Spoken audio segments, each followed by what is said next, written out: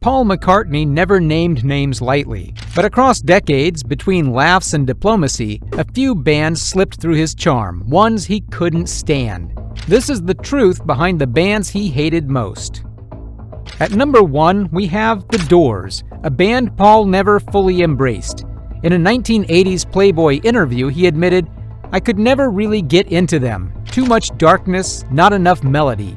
It wasn't personal, it was musical. He saw their work as heavy on drama, light on harmony. Too pretentious, he called it. Paul respected artistic ambition, but not when it drowned out emotion. While others praised Morrison's mystique, Paul wanted melody, not melancholy. In the end, The Doors didn't offend him, they just failed to move him. And to Paul, that was worse. But the next band, Paul didn't just critique them, he flinched. At number 2, we have Led Zeppelin. In a 1970s Rolling Stone interview, he acknowledged their power, but called them a bit too macho for his taste. What bothered him wasn't their skill, it was their lack of subtlety. "I prefer layers, vocal harmony, texture, not just bludgeon." While Zeppelin built empires with distortion and swagger, Paul valued musical nuance over brute force. To him, it felt like shouting when a whisper would have said more.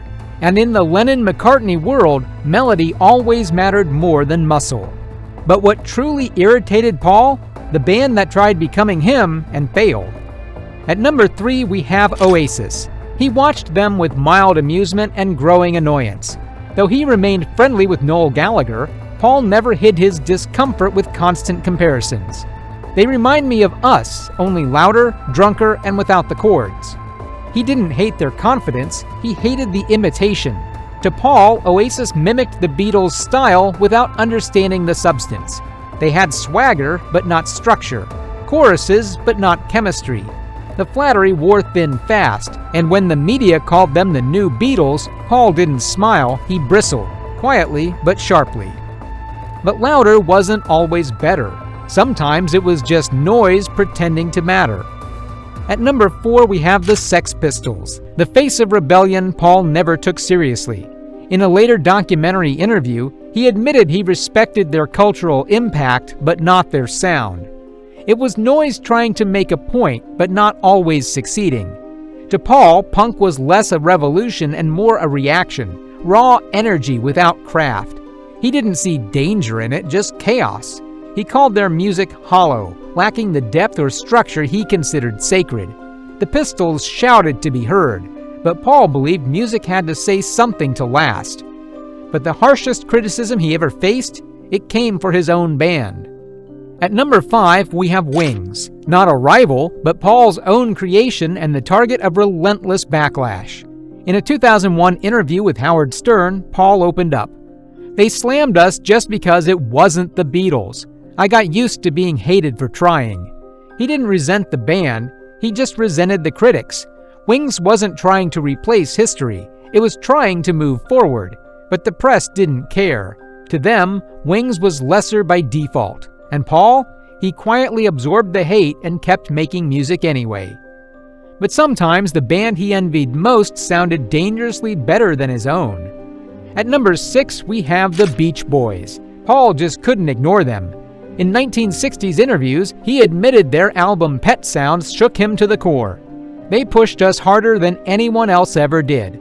Here, it wasn't jealousy. Oh no, it was fear.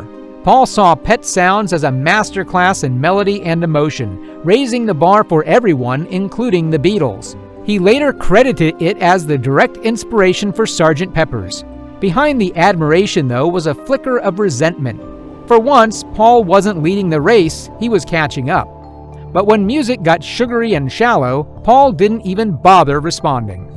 At number 7, we have the Bee Gees, kings of disco and recipients of Paul's coldest critique, silence. In a 1970s interview, Paul brushed off the entire disco wave as empty calories. He never called out the Bee Gees directly, but during their rise, Paul's refusal to engage spoke volumes. So to him, disco was dance without depth, catchy but disposable. He valued structure, harmony, evolution, and to his ears, disco felt like repetition dressed in glitter. While the Bee Gees climbed charts, Paul simply looked the other way, uninterested, unimpressed, unmoved. And then came the band he mocked until their melodies haunted him. At number 8, we have ABBA, the pop perfectionists Paul once shrugged off as too clean.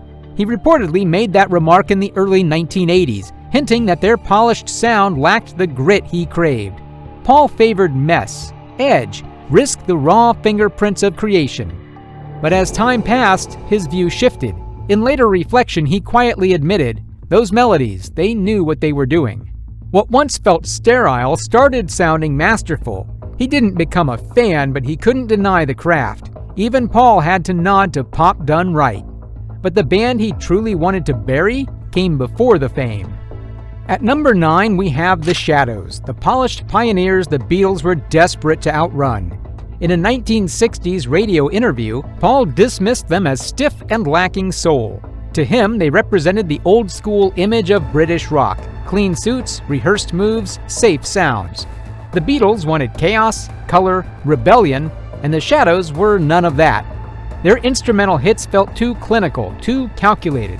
Paul didn't just want to be different, he wanted to replace them. Outgrowing The Shadows wasn't ambition, it was survival. To move forward, they had to erase what came before. But the most brutal insult? He saved it for a ghost. At number 10, we have a mystery. It's a band Paul refused to name. In a cryptic early 2000s interview, he revealed, "There was one band I couldn't stand. Not saying who, but they're gone now." No elaboration, no clues, just a quiet surgical cut. Coming from Paul, who rarely spoke in absolutes, it felt like a thunderclap. The message was clear. This wasn't rivalry, it was contempt. And by withholding the name, he did more than dismiss them. He erased them. No legacy, no headline, just silence and a smirk. But worse than loud, worse than fake, was music that meant nothing. At number 11, we have mediocrity itself, the one thing Paul McCartney never tolerated. Across interviews, he returned to one quiet fury: lazy music, people copying without feeling, playing cool without care. It's not that he hated bands that failed, but he did hate those that didn't try. To him, music was commitment. He scorned acts who rode trends or hid behind image. Whether it was punk, disco, or pop, he could forgive anything except apathy. In a world chasing fame, Paul's sharpest blade wasn't for rivals. It was for the hollow pretenders. And behind the smile was a silence that could freeze careers cold. At number 12, we uncover the myth of McCartney's kindness. A mask, not a shield. In the McCartney 321 documentary, he quietly confessed, "Being nice doesn't mean I liked everyone." Paul didn't explode, he didn't feud, he froze. He mastered the art of polite dismissal, ignoring bands, dodging praise, or simply withholding words. And in music, silence from Paul meant more than a headline ever could. He didn't need revenge. All he needed was indifference, the kind that made careers feel invisible. That was Paul's quietest, coldest truth. What do you think? Let us know in the comments.